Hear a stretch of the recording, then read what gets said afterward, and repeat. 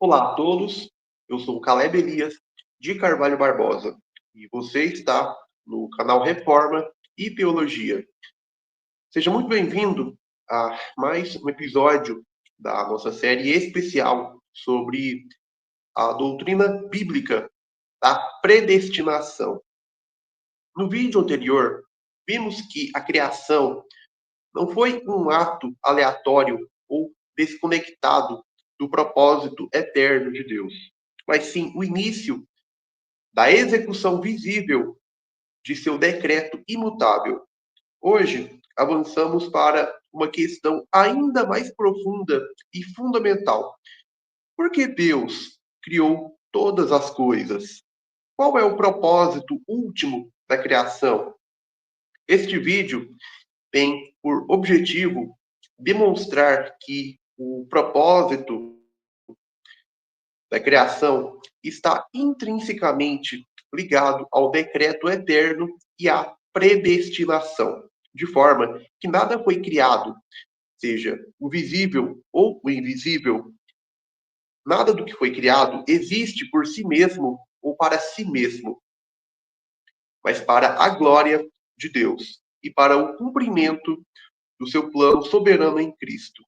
A criação, como um todo, serve ao desígnio eterno, imutável, independente e infalível do Deus soberano e todo-poderoso. Os céus, a terra, os seres racionais e irracionais, os reinos, as eras e os acontecimentos, todos estão subordinados ao propósito eterno de Deus, revelando que a história da criação é, na verdade, a predestinação sendo desdobrada no tempo ou cumprida na história. Vamos, portanto, explorar os fundamentos bíblicos, teológicos desse ensino glorioso e confrontar as ideias falsas de um Deus neutro ou reativo. O Deus da Escritura é o Deus que cria com um propósito soberano e redentivo. Um propósito que não pode falhar. Fique conosco e vamos mais fundo na verdade da palavra de Deus.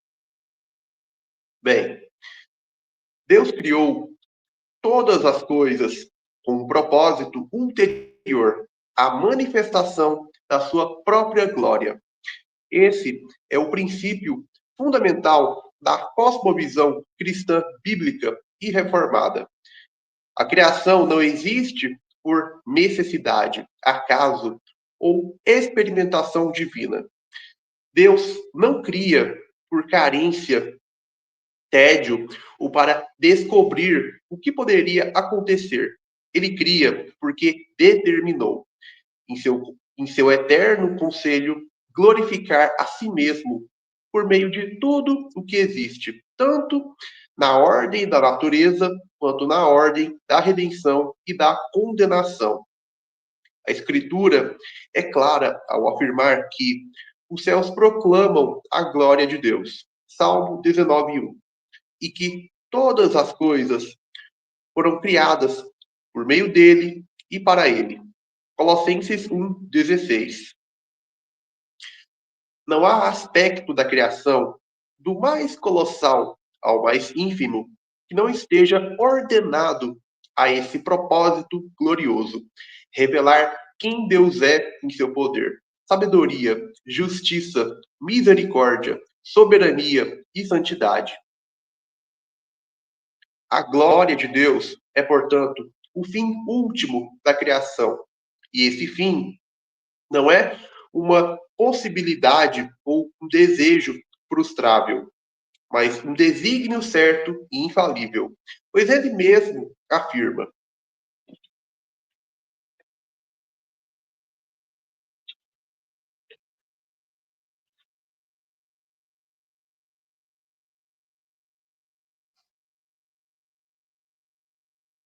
a todos os que são chamados pelo meu nome e os que criei, Para minha glória, eu os formei. Sim, eu os fiz.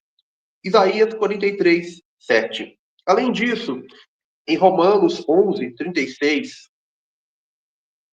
Paulo conclui uma das mais densas sessões doutrinárias das Escrituras com estas palavras: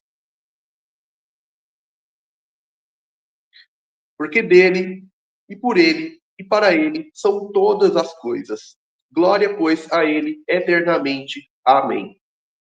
Deus quis manifestar tanto os atributos de sua graça como os de sua justiça, por meio da eleição e da reprovação. Ou seja, a própria estrutura da criação já foi moldada como palco da revelação de seu decreto eterno, onde a redenção dos eleitos e o justo juízo dos réprobos seriam plenamente manifestos ao longo da história. A criação, então, é um ambiente soberanamente planejado para que o propósito redentor se desenvolva. Deus criou para glorificar a si mesmo, salvando os eleitos em Cristo e exercendo sua justiça sobre os réprobos.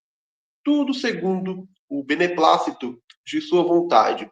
Assim, a glória de Deus não é apenas uma parte da predestinação ou propósito da criação. Ela é o próprio centro dele. Esse é o ponto de partida fundamental. Deus criou todas as coisas com um fim teocêntrico ou para manifestar sua própria glória. A realidade existe para a glória do Deus soberano, que faz tudo conforme o conselho da sua vontade. Efésios 1:11. Bem, tendo estabelecido que a glória de Deus é o propósito final da criação, devemos agora compreender que Deus criou o mundo como o cenário no qual seu decreto eterno ou predestinação seria realizada e revelada. A criação é o palco no qual a história da redenção e, correlativamente, da retribuição se desenrola conforme o plano soberano do Criador. O mundo não é um espaço neutro, nem tampouco uma realidade aberta e indefinida. Ele é meticulosamente ordenado para cumprir um roteiro eterno, já estabelecido por Deus, desde antes da fundação do mundo. Esse, esse roteiro, desculpe, é um decreto eterno. E nele estão incluídos todos os eventos, desde os menores acontecimentos até os atos mais grandiosos da providência divina. A Escritura ensina claramente que a cruz de Cristo, centro da redenção dos eleitos, já estava determinada antes da criação.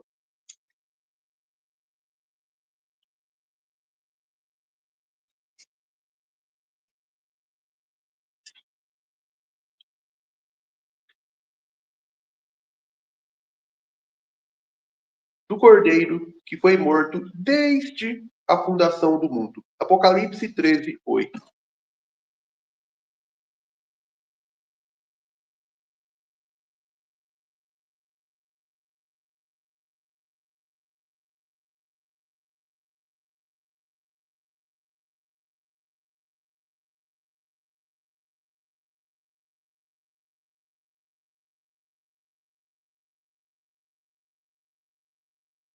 O precioso sangue de Cristo, como o Cordeiro imaculado e incontaminado, o qual, na verdade, em outro tempo foi conhecido, ainda antes da fundação do mundo. 1 Pedro 1:19-20.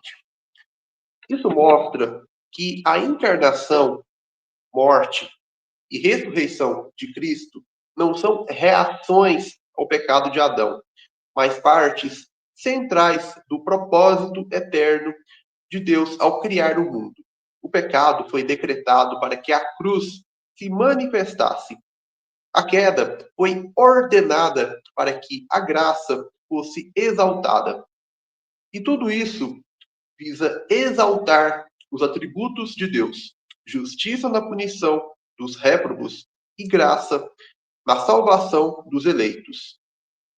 Esse entendimento é confirmado por Romanos 9, 22 a 23, quando Paulo afirma que Deus, querendo mostrar sua ira e dar a conhecer seu poder, suportou com muita longanimidade os vasos de ira preparados para a destruição, para também dar a conhecer as riquezas da sua glória nos vasos de misericórdia, que para a glória preparou de antemão. Logo, a criação foi moldada para ser o teatro da graça e da justiça, o espaço em que o decreto de predestinação se desenrola. A história, portanto, não é um livro aberto que Deus observa e reage conforme se desenvolve. Ela é o cumprimento progressivo de um plano imutável, decretado para a glória do Deus triuno. A criação não é o começo da vontade de Deus, mas a manifestação temporal de um decreto eterno. O mundo foi criado já com sua história completamente determinada, para que Deus pudesse, na plenitude do tempo, revelar tudo quanto já havia decidido fazer.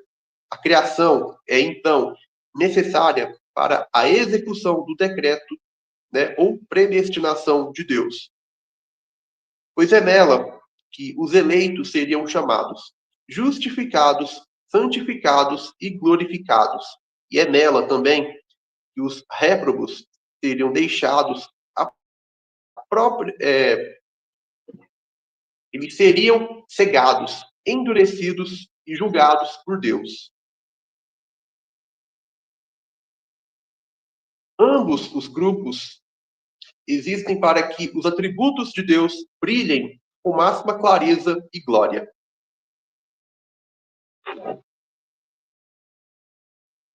A criação do universo não foi antes do plano de Deus, mas sim a primeira manifestação visível de seu decreto eterno e imutável. Antes que houvesse qualquer átomo de matéria, qualquer raio de luz ou qualquer ser racional criado, Deus já havia determinado em si mesmo tudo o que haveria de ser. E a criação foi o início da execução histórica desse decreto.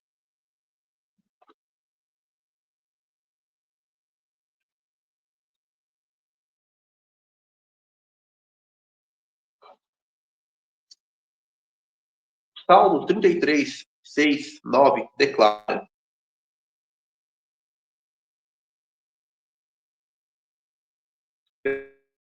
pela palavra do, pela palavra do Senhor foram feitos os céus e todo o exército deles. Porque falou e tudo se fez, mandou e logo tudo apareceu.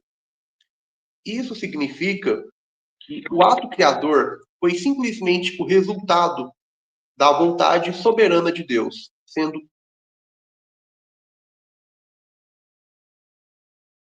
não é a mesma, mas Deus cria um propósito, com direção e com significado absoluto. E esse significado está todo subordinado ao fim último da sua resume de forma clara, porque para eternamente. Nada foi criado de forma aleatória. Não há espaço para uma cosmovisão materialista, mecanicista ou deísta. O universo é teocêntrico, criado por Deus, sustentado por Deus e para Deus. Portanto, a doutrina da criação só pode ser compreendida corretamente dentro da estrutura mais ampla da predestinação. Deus criou todas as coisas, não apenas para existirem, mas para cumprirem o plano que ele mesmo traçou antes dos tempos em que nós vivemos, né? Antes do tempo cronológico, no qual nós, como criaturas, intrinsecamente estamos inseridos. Neste ponto, torna-se claro que a criação deve ser vista como separada da doutrina da eleição, reprovação, redenção, juízo e consumação. Ela é a fundação concreta de todo o plano redentivo histórico, que manifestará e glorificará os atributos de Deus, sua graça nos eleitos, sua justiça nos réprobos, sua sabedoria na providência e seu poder em todas as manifestações visíveis e invisíveis da realidade. A criação tem como propósito principal a manifestação da glória de Deus. Isso não é apenas uma dedução lógica, mas uma verdade revelada de forma clara. Tudo o que Deus faz visa exibir, declarar e exaltar a sua glória. Portanto, o universo criado é um palco, o teatro cósmico, onde os atributos divinos são postos em cena diante da criação racional dos anjos e dos homens, para o louvor de sua majestade. O profeta Isaías registra as palavras do próprio Deus. A todos os que são chamados pelo meu nome e os que criei para a minha glória, que formei e fiz. Isaías 43, 7. Paulo ecoa isso ao dizer: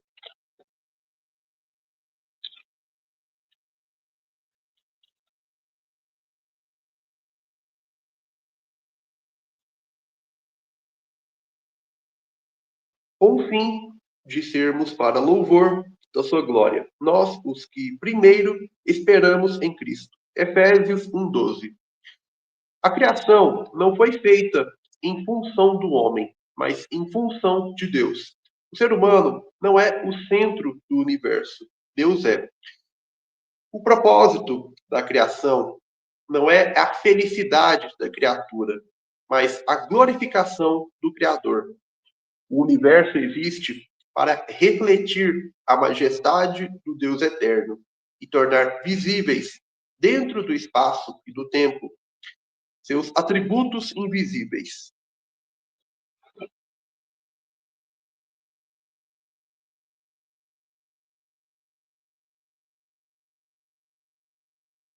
Romanos 1:20 afirma: porque as suas coisas invisíveis, desde a criação do mundo, tanto o seu eterno poder como a sua divindade se entendem e claramente se veem pelas coisas que estão criadas, para que eles fiquem inexcusáveis.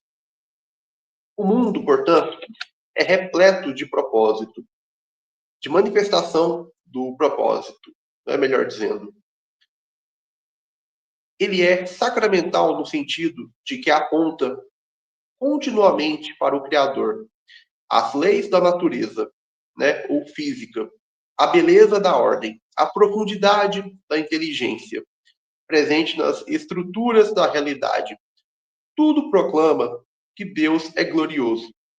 Mesmo o mal e o pecado, ao serem usados soberanamente por Deus para o bem maior, como o drama da redenção, acabam servindo à sua glória. Provérbios 16, 4. Assim, a criação é o palco, mas o drama é o plano eterno da salvação e do juízo. E o protagonista absoluto é Deus. Todos os elementos da criação servem de forma direta ou indireta, consciente, ou melhor, todas as coisas servem de forma direta. Me perdoem, foi um erro aqui.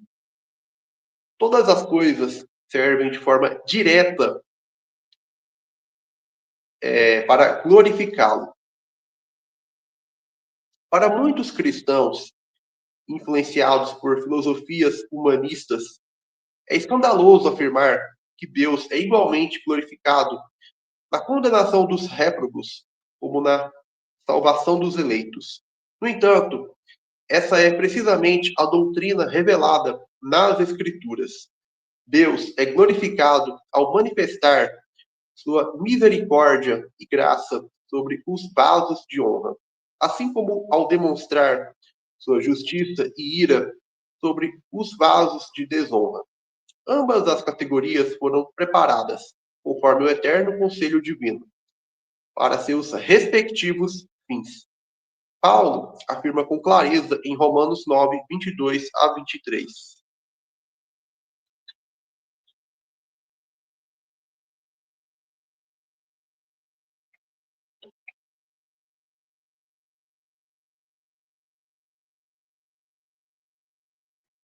Que direis se Deus, querendo mostrar a sua ira e dar a conhecer o seu poder, suportou com muita paciência os vasos da ira, preparados para a perdição, para que também desse a conhecer as riquezas da sua glória nos vasos de misericórdia, que para a glória já dantes preparou.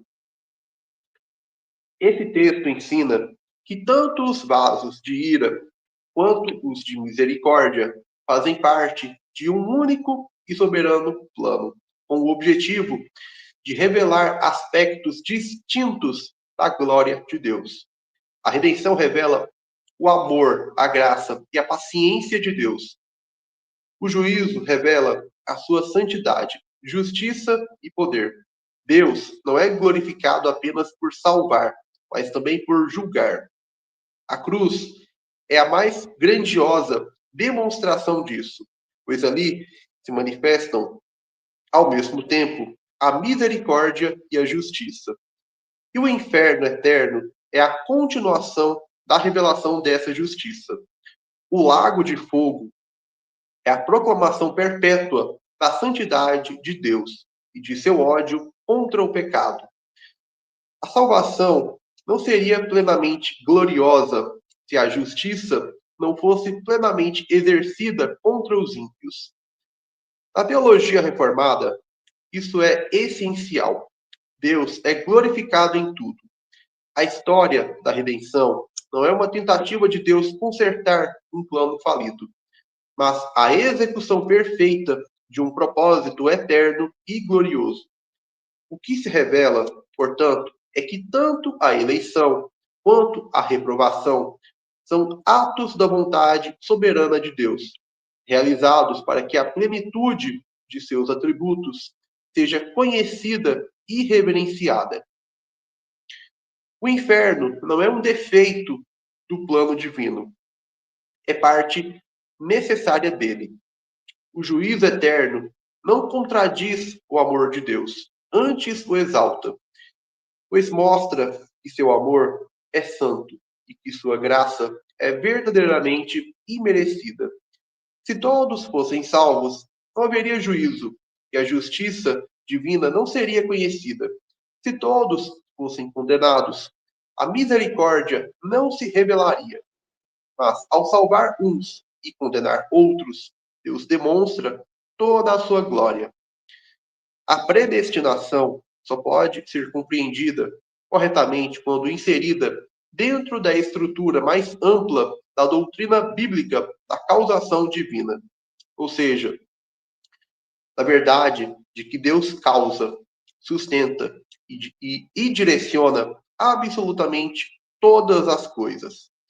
Nada existe, acontece ou permanece sem que Deus tenha ordenado e causado. A predestinação é apenas ou melhor dizendo, é precisamente a expressão desse domínio absoluto de Deus sobre a realidade. É o domínio causal de Deus exercido em sua mente. E a causação universal de Deus, executada ou operada na história, tem um fim supremo: a manifestação da glória divina. A causação que Deus exerce é precisamente a sua vontade decretiva sobre todas as coisas, ou predestinação, sendo executada, sendo cumprida. Bem, Deus criou todas as coisas com um propósito central e absoluto, a sua própria glória. Isaías 43, 7, Romanos 11, 36, Colossenses 1, 16. Ele não criou o mundo por necessidade, solidão ou carência, mas como um meio de expressar a plenitude de sua natureza. A realidade, com cada detalhe e evento, é uma descrição da mente de Deus, pois foi causada diretamente por ele, conforme o conselho da sua vontade, a qual é eternamente concebida e definida em sua mente. Como disse o apóstolo Paulo em Atos 17, 28.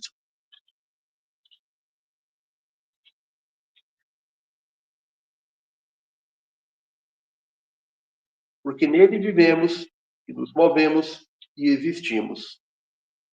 Cada átomo, cada pensamento humano, cada partícula subatômica, cada ato das criaturas racionais e irracionais, cada evento histórico, tudo é causado e controlado diretamente e exaustivamente por Deus. Essa causação não é uma administração passiva ou permissiva. Trata-se de um ato de soberania exaustiva, deliberada e contínua, que revela e expressa os atributos divinos em todos os aspectos da criação. O universo inteiro, portanto, é uma autoexpressão de Deus. Essa autoexpressão não é algo impessoal ou neutro, mas o próprio Deus se revelando ao mundo através de seus decretos causais.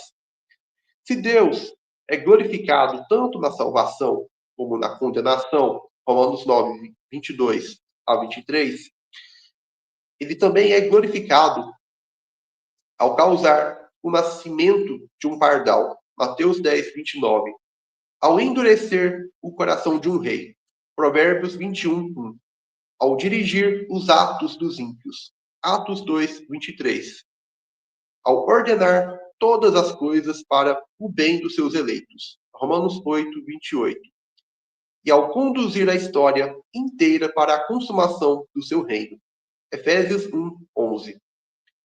Negar a causação universal de Deus é negar a base sobre a qual a predestinação se sustenta. Se Deus não causa tudo, então sua soberania, em termos metafísicos, está limitada.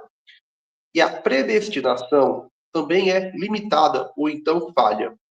E é apenas uma previsão, o que é antibíblico e herético. Mas se tudo provém de Deus, como a Escritura ensina, então cada coisa criada e cada evento na história é uma proclamação da glória divina.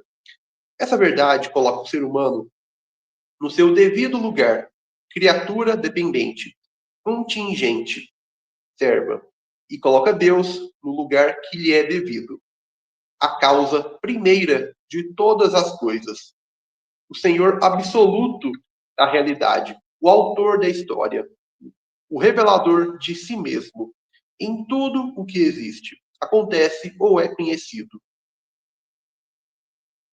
Bom, ao longo deste vídeo, vimos que a doutrina da predestinação não pode ser reduzida a uma questão isolada sobre salvação ou condenação. Ela é, antes de tudo, uma manifestação central do propósito eterno de Deus. O propósito de glorificar a si mesmo em tudo o que faz.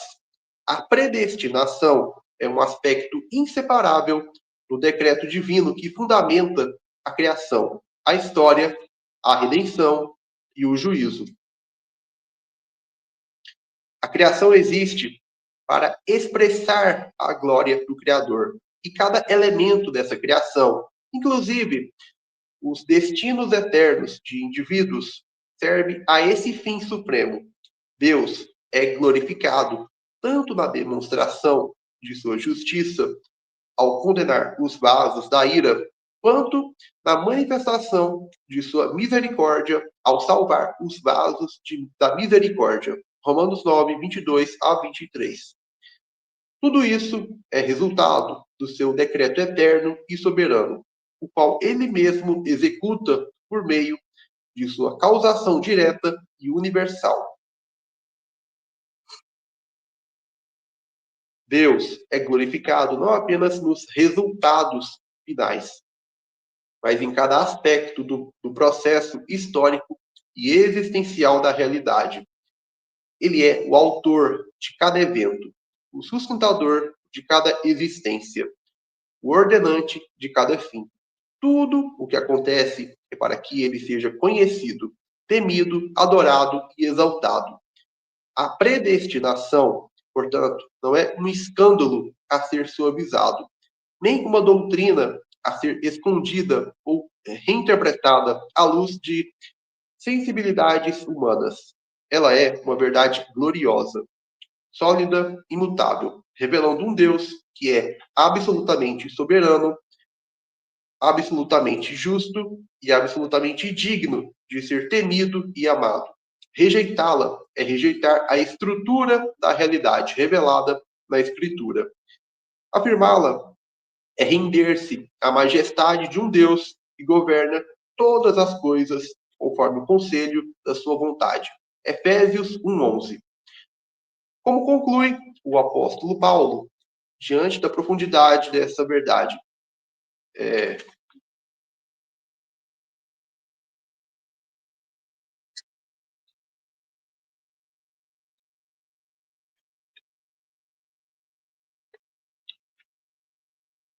Ó profundidade das riquezas, tanto da sabedoria como da ciência de Deus.